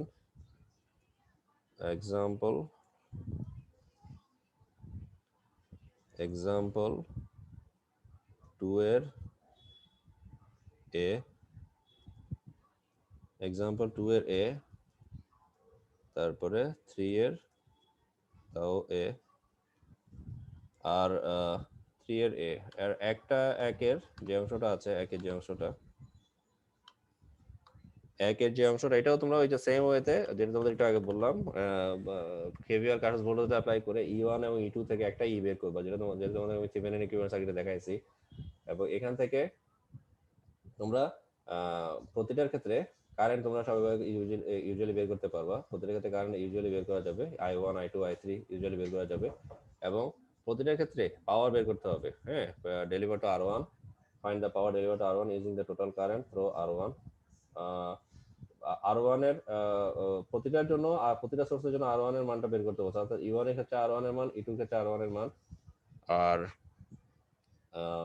টোটাল কারেন্ট, তাও টোটাল কারেন্টের মাধ্যমে এখানে যে টোটাল কারেন্টটা পাবো সেই টোটাল কারেন্ট মানটা আরটা বের করতে হবে, যদিও এটা ডাইরেক্টলি রেজেম্বল করে না তোমাদের এক্সাম্পলের সাথে। সো আমি চাচ্ছিলাম ডাইরেক্ট অ্যাপ্লিকেশন, যে অ্যাপ্লিকেশনগুলো বা যে এক্সাম্পলগুলো তোমাদেরকে আমি দেখাইছি সেগুলোর সাথে রিলেভেন্ট এক্সাম্পল দেখানোর জন্য। সো বাট পরের যে অংশটা, does the superposition apply to power effects এর এই কাজটা, এরকম এই জিনিসটা কিন্তু তোমাদের একটা এক্সাম্পলের সাথে রিলেসেম্বল করে। তারপরেও আমি এটা স্কিপ করছি, এটা আমি তোমাদের শো করছি না।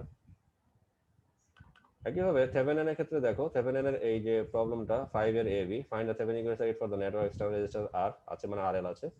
Find the current through R মানে RL, when R এর মান হচ্ছে 2 ওহম, 30 ওহম, 100 ওহম। এই একটা এই স্কুবো প্রবলেমটা আমরা एग्जांपल 9.6 এ করছি। তাহলে তোমাদের এই প্রবলেমটা থাকবে ফিগার নাম্বার সেকশন 9.3 এর एग्जांपल 5 টা থাকবে। আর সেম ওয়েতে एग्जांपल 6 টাও তোমরা পারবে, এবং एग्जांपल 6 এর জন্য তোমাদের যেটা লাগবে সেটা হচ্ছে ফিগার নাম্বার 9.128 এর ফিগার নাম্বার 9.128 এর 1, ফিগার নাম্বার 9.128 এর 1, এটা তোমাদের মেইনলি এটা লাগবে। তো এখান থেকে তোমরা এই কাজটা করতে পারবা। 5 এবং 6 এই দুটো আমি তোমাদেরকে দিচ্ছি, 5 এবং 6।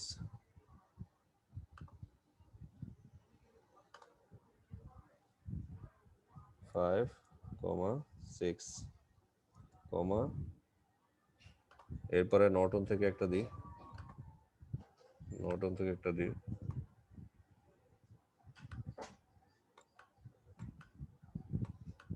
নর্টনস থিওরাম থেকে দেখো, তাও 9.128 যেটা দেখতে পাচ্ছ।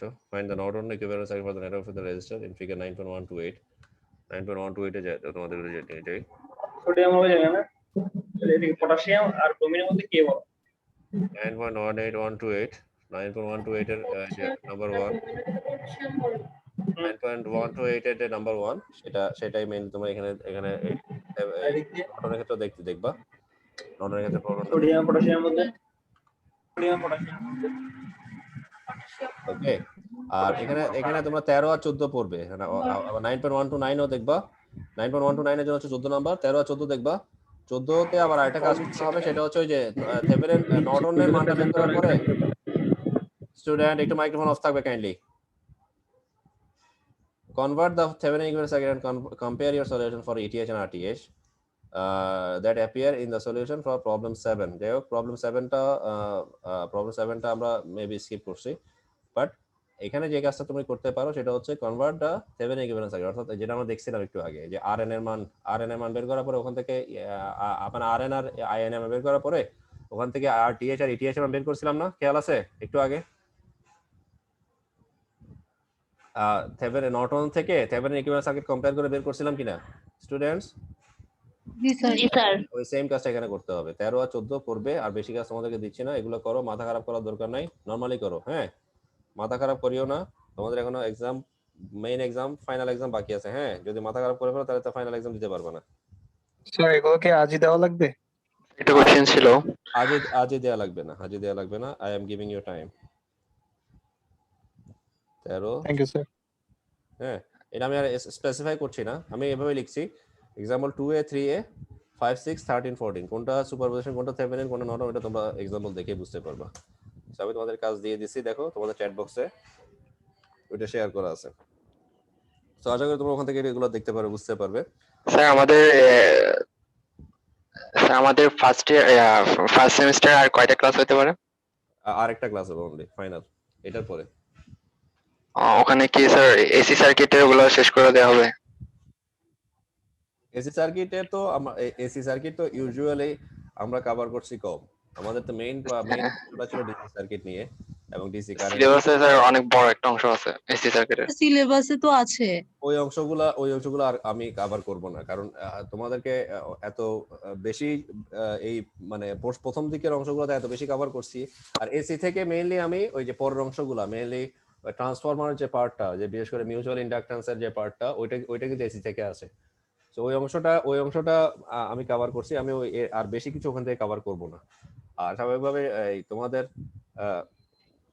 তোমাদের কোর্স টিচার হিসেবে ওই কি বলা যায়, ওই প্রিভিলেজটা আমার আছে যে তোমাদের কোন অংশগুলো ইউজুয়ালি আমি পড়াবো এবং কোন অংশগুলো থেকে প্রশ্নটা হবে, বুঝতে পারছি? আচ্ছা স্যার, আপনি যেসব টপিক কভার করবেন ওগুলো থেকে আসবে না এক্সামে? হ্যাঁ, অফ কোর্স, ডেফিনেটলি। আচ্ছা স্যার হ্যাঁ, বলো। স্যার আপনি সাজেশন দিবেন বলছিলেন। মানে ইম্পর্টেন্স হচ্ছে পড়ার দিকে না, ইম্পর্টেন্স হচ্ছে সাজেশনের দিকে। কোর্স আউট মানে একটা শর্ট আউটলাইন নাকি? না স্যার, এমন না স্যার, একটু অসুবিধা হইতো আর কি। অসুবিধা হইতো না সুবিধা হইতো? স্যার সুবিধা হইতো আর কি। আচ্ছা, ওকে, ওইটা ফাইনাল ক্লাসে ইনশাআল্লাহ সবগুলো তোমাদেরকে আমি চেষ্টা করব সব পুরাটার উপর একটা শর্ট আউটলাইন দেওয়া যায় কিনা সেটা আমি দেখব, এবং সেটা আমি তোমাদেরকে অবশ্যই দেওয়ার চেষ্টা করব, definitely. Thank you sir. So whatever, you welcome. So thank you so much dear students. আজকে Sir. যেটা বলছিলাম তোমাদের ক্লাস আর্লি শেষ করব। হ্যাঁ বলো, শুনতে পাচ্ছি। স্যার ল্যাব ক্লাস হবে না আর?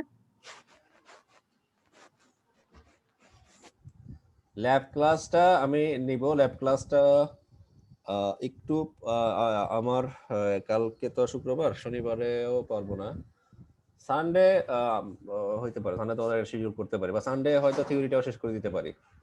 আর মানডে তোমাদের সাথে আমার ইউজুয়াল একটা শিডিউল আছে, নিউ শিডিউল। মানডে তোমাদের সাথে আমার নিউ শিডিউল আছে ইউজুয়াল, বা প্রেজেন্ট সেমিস্টারে। সো ওই নিউ শিডিউলটা তোমাদেরকে সাথে নিউ শিডিউল অনুযায়ী আমি তোমাদেরকে মানডে থেকে তোমাদের আমি ক্লাস নিব আর কি।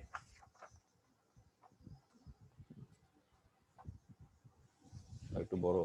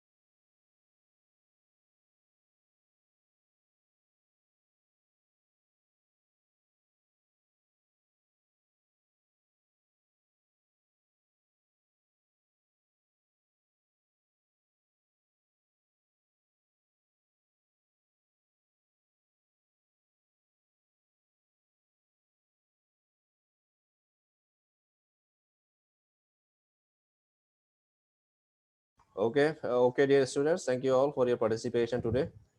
So, thank you. সবাইকে অসংখ্য ধন্যবাদ। আর সানডে তোমাদের আমি একটা শিডিউল করব যদি আমি ফ্রি থাকি, আর মানডেতে তোমাদের সাথে আমার ইউজুয়াল শিডিউল আছে। মানডে তোমাদের সাথে আমার ফার্স্ট ক্লাস শুরু হবে আর কি। ওকে? জি স্যার। 02 আমি তোমার অ্যাটেন্ডেন্সটা পাইছি, বারবার দিতে হবে না। Thank you so much. So okay, সবাইকে অসংখ্য ধন্যবাদ। সবাই ভালো থাকবে। Thank you.